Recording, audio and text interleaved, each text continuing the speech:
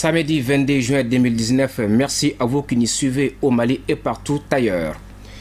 La grande mosquée de Bamako a abrité une séance de lecture coranique dont le but est d'implorer la miséricorde divine pour notre pays.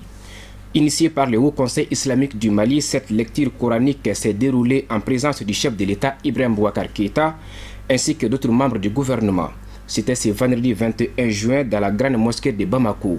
Pour plus de précisions, voyons ces reportages. La situation sécuritaire préoccupante qui traverse le Mali, précisément dans sa partie centrale depuis un certain temps, interpelle tout Malien. À cela s'ajoute un début d'hivernage accentué par une très faible pluviométrie. C'est au regard de tout cela que l'Organisation centrale des musulmans du Mali, en l'occurrence le Haut Conseil islamique, a initié la présente lecture du Saint-Coran afin d'invoquer Dieu, l'Omnipotent, pour que le Mali retrouve sa stabilité d'antan et le vivre ensemble de ses fils et filles.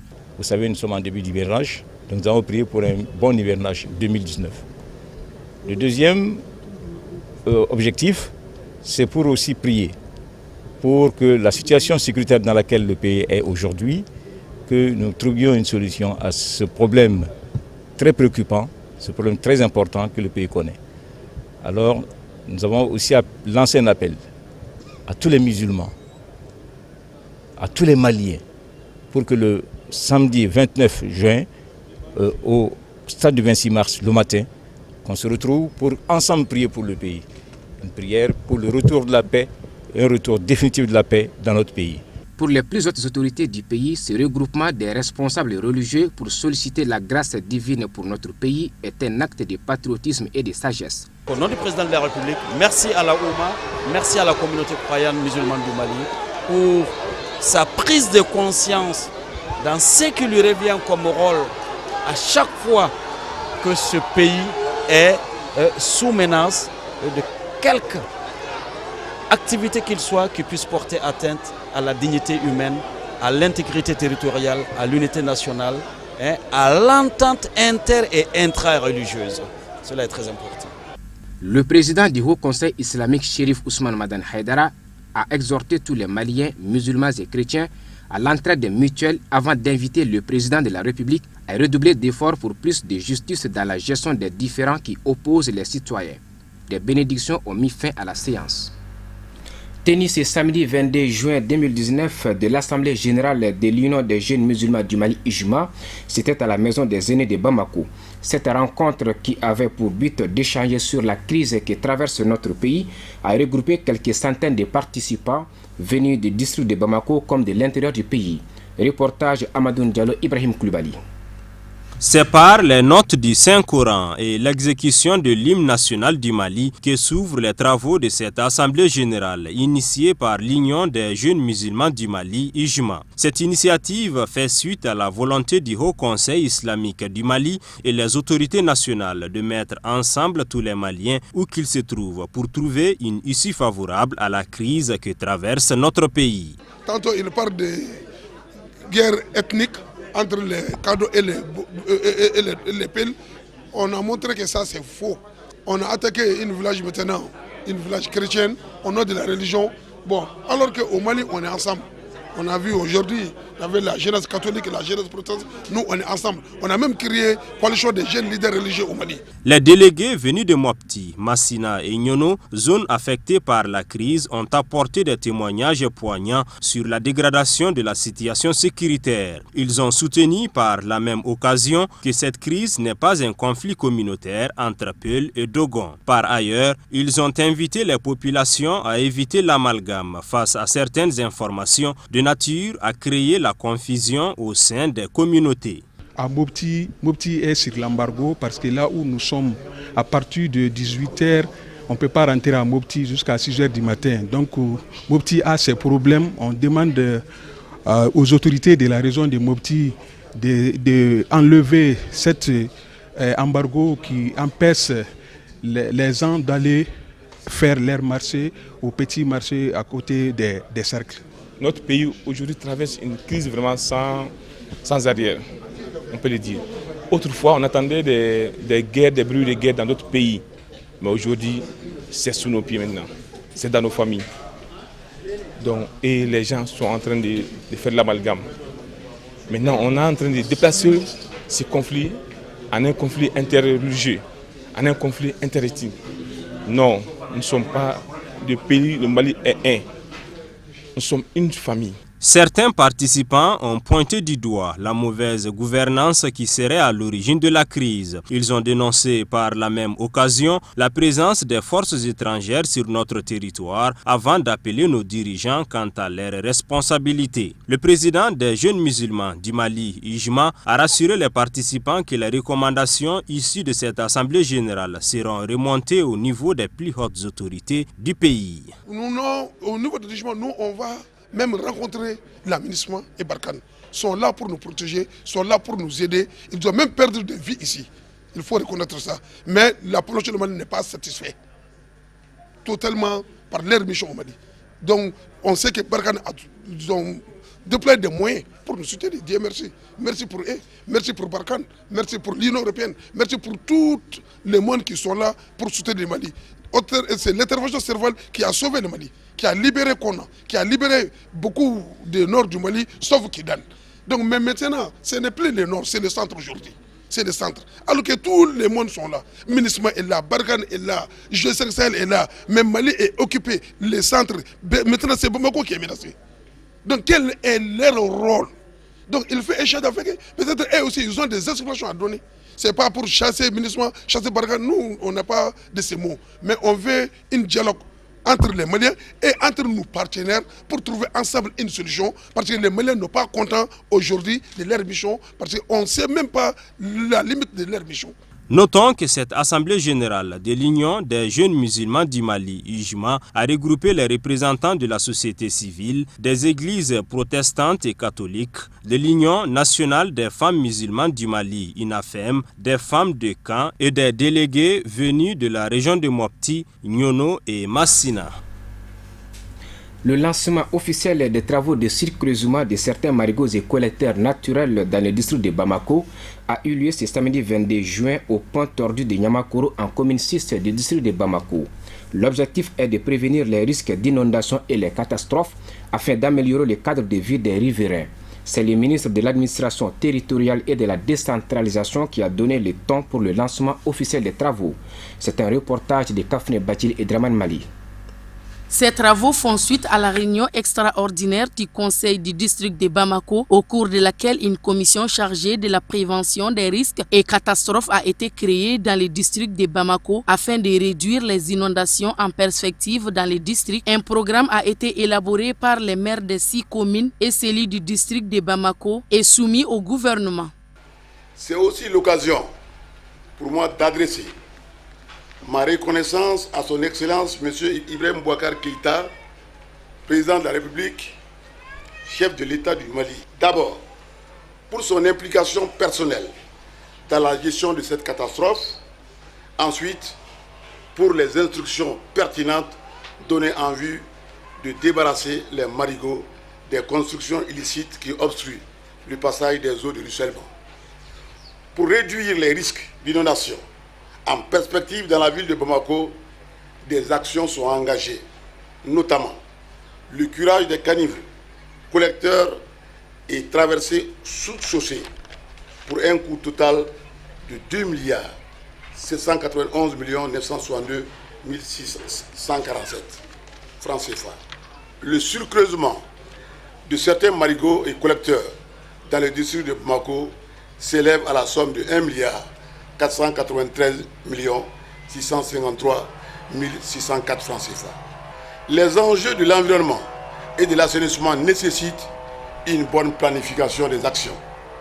Face au taux de croissance des plus élevés du monde, au monde, les populations africaines passeront de 400 millions d'habitants actuellement à 1 milliard 26 millions d'habitants en 2025 et en 2050. Les villes africaines doivent répondre à ces défis de gestion durable des déchets. Puisse le Tout-Puissant nous préserver de telles catastrophes. L'assainissement de la ville de Bamako a toujours été une priorité du gouvernement et des autorités municipales. C'est pourquoi les plus hautes autorités de notre pays s'engagent à accompagner les élus communaux dans leur quête de développement local. Bien, nous voulons magnifier le travail des collectivités. Vous avez vu l'exposé du directeur de la CETAC, entouré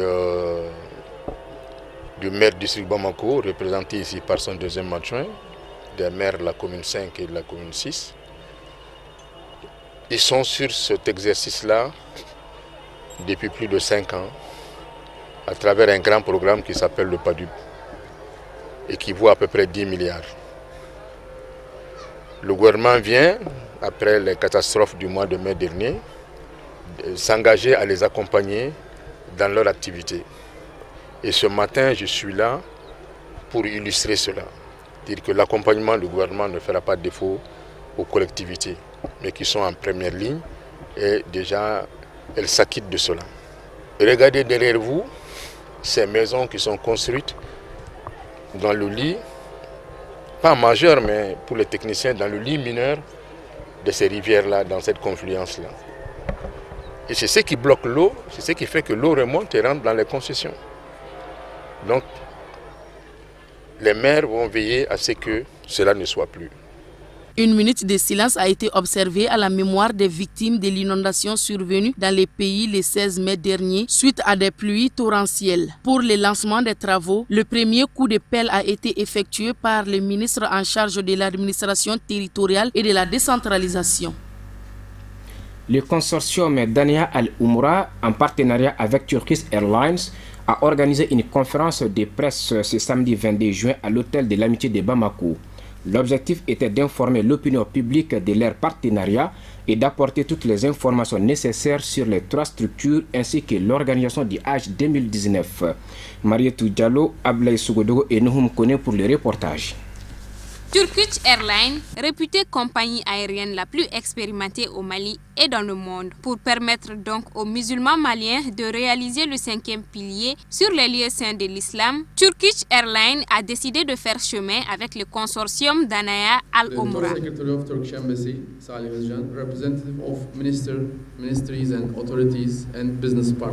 Et pour vous annoncer que nous, Turkish Airlines, ainsi que nos partenaires Al Umra et Dania, vous invitons à vous rendre au Hajj avec Turkish Airlines.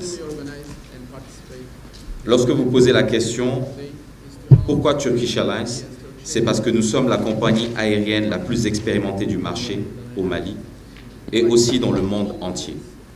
Nous sommes fiers de notre produit et de la qualité du service que nous offrons qui est la meilleure. Au Mali, l'année dernière, nous avons transporté plus de 6 000 passagers Hajj et 1 000 passagers Omra. Le total des passagers transportés l'année passée est autour de 90 000 en tant que Turkish Airlines, qui comprend la Turquie, l'Europe, entre autres la France et la Belgique, et l'Afrique à hauteur de 13%. Nous prenons donc toutes les mesures nécessaires pour que tous les Hajjis se sentent à l'aise et heureux. Notre compagnie aérienne est un pont entre le Mali et la Terre Sainte pour vous permettre de réaliser ce pilier de l'islam. Le porte-parole du consortium est largement revenu sur les conditions de voyage des pèlerins souvent pénibles, surtout au retour, d'où ce partenariat pour un ouf de soulagement. Le consortium Dania Al Umra entend relever les défis pour le Hajj 2019. Une formidable opportunité donc pour les pèlerins qui feront le choix du consortium. Cette initiative de créer un consortium d'agences de voyage composées de Dania Voyage et Al Umra pour le transport des pèlerins dans le cadre du Hajj 2019, conclu le 15 juin 2019 avec la compagnie Turkish Airlines, vise à coordonner les acteurs du transport aérien dans le double objectif d'offrir en premier lieu aux agences de voyage partenaires et leurs nombreux pèlerins des moyens alternatifs en matière de vol charter et de contribuer surtout à la consolidation de la filière privée dans le transport des fidèles musulmans pour le pèlerinage, source de bonnes conditions de voyage à la Mecque. C'est une initiative pour coordonner les efforts des acteurs du transport et pour développer un point de distribution commune des vols charters de Turkish Airlines au Mali. Requiert un effort coordonné avec Turkish Airlines. Tout d'abord, pour qui connaît Dania Voyage, voilà une agence de voyage qui a transporté tous les pèlerins de la filière gouvernementale en 2018. en respectant scrupuleusement tous ses engagements vis-à-vis de l'État malien et des nombreux pèlerins transportés. Danaya a remporté plusieurs trophées pour sa bonne conduite en Arabie Saoudite dans le cadre de l'organisation des opérations de Hajj. Tout comme Danaya, Al Umra est une agence incontournable, un leader historique dans le domaine du transport des pèlerins à la Mecque. Cette renommée est restée intacte depuis 1988. La coordinatrice de la filière privée du pèlerinage sur les lieux saints de l'islam a vivement salué les deux agences de voyage pour le combat qu'elles mènent pour le bon déroulement du pèlerinage et c'est chaque année. Quant au représentant du ministère des Affaires religieuses et du culte, il a apporté le message de paix et d'encouragement du ministre. C'est une activité spirituelle, c'est une activité religieuse. Donc, le paramètre religieux, ça doit rester à tout instant. Ce n'est pas des simples touristes. Ce n'est pas des touristes qui ont décidé d'aller visiter l'Arabie Saoudite comme nous partons visiter la Tour Eiffel à Paris. Ce n'est pas des simples touristes, c'est des religieux. C'est une activité spirituelle.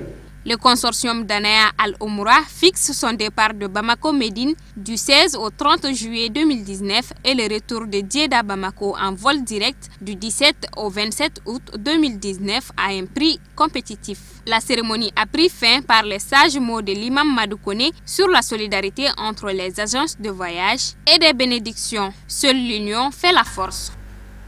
Voilà, l'union, le Mali en a besoin. C'est ce qui nous conduit à l'actualité internationale, un commentaire signé Marietou Diallo.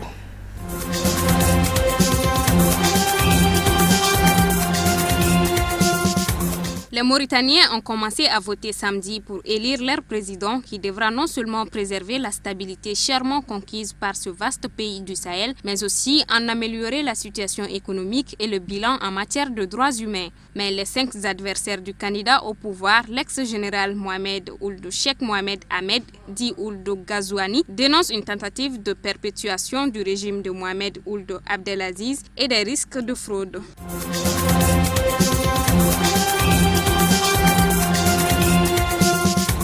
L'Assemblée nationale du Burkina Faso a adopté vendredi un nouveau code pénal condamnant de peine allant jusqu'à 10 ans de prison la diffusion d'informations sur les opérations militaires dénoncées par des journalistes et des ONG comme Liberticide. Le code comporte de nouvelles dispositions pour que les opérations et les points stratégiques des forces de défense et de sécurité ne puissent pas être révélés, a expliqué le ministre de la Jeunesse René Bagarou.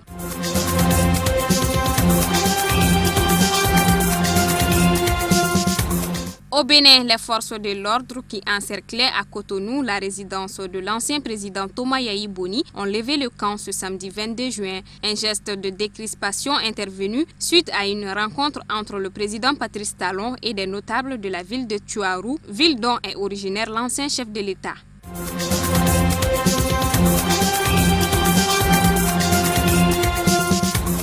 Le ministre burkinabé de la Défense s'étonne que l'opération Barkhane, forte de plus de 4000 soldats, ne parvienne toujours pas à venir à bout des groupes djihadistes. Sputnik a demandé à Oumarou Koualaga, expert en sécurité et défense, de décrypter l'intervention de la France au Sahel. Moumina Cherif Si a estimé que l'opération Barkhane, initiée en août 2014 par la France, avec ses ressources technologiques et militaires d'environ 4500 hommes, aurait dû venir à bout des groupes djihadistes qui évoluent dans la région du Sahel.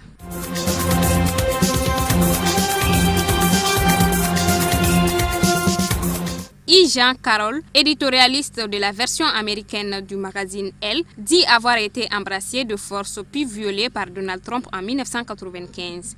Avant elle, 15 autres femmes ont accusé le président américain d'agression sexuelle. Elle raconte avoir croisé par hasard l'ancien promoteur immobilier qu'elle connaissait à l'entrée de Bergdorf Goodman, situé dans le quartier huppé de l'Upper East Side à Manhattan. Donald Trump lui aurait d'abord demandé de l'aider à chercher un cadeau pour une femme, ce qu'elle aurait accepté avant de lui révéler qu'il s'agissait d'elle. Il lui aurait ensuite demandé d'essayer de la lingerie et se serait dirigé avec elle vers les cabines d'essayage, ce que l'éditorialiste aurait pris, selon elle, pour une blague. Il se serait alors enfermé avec elle dans une cabine avant de l'embrasser de force puis de la violer. Je n'ai jamais rencontré cette personne de ma vie, a réagi le président américain dans une déclaration écrite.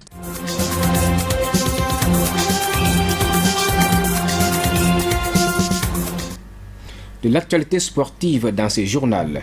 Le Comité national olympique et sportif du Mali a célébré ce samedi 22 juin 2019 la journée mondiale olympique. L'événement s'est déroulé au boulevard de l'Indépendance sous la haute présidence du professeur John Kounda Traoré, ancien président de la transition. Les défilés des fédérations, les démonstrations, les courses de l'athlétisme, du cyclisme et bien d'autres étaient au rendez-vous. Cette journée a pour but de promouvoir l'enseignement des valeurs olympiques.